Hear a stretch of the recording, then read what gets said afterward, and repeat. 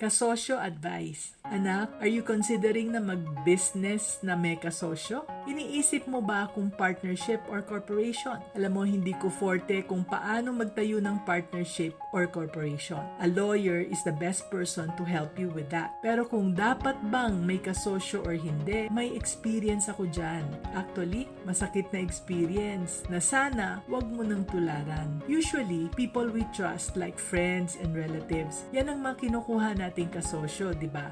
Kaya lang, sa experience namin, dahil nakikialam ang mga family members nila, nagkakagulo ang business and we end up as mortal enemies. So this is why, if possible, try to avoid ang makipagsosyo. Kung kulang ka sa kapital, mangutang na lang. Dahil kung utang, wala silang pakialam sa business mo, di ba? You can run your business the way you want it. Ikaw lang ang gagawa ng sarili mong desisyon. At magkamali ka man, wala silang pakialam. Basta fixed ang babayaran mo sa kanila. Kumita ka man ng malaki or maliit. Pag nakabayad ka na, tapos na ang obligasyon mo. Napakinabangan mo ang pera niya, siya naman kumita na rin sa'yo. Kaya pareho kayong happy. Kung sure ka naman sa business idea mo, go ahead and do it. But always remember to be business-minded Pinoy.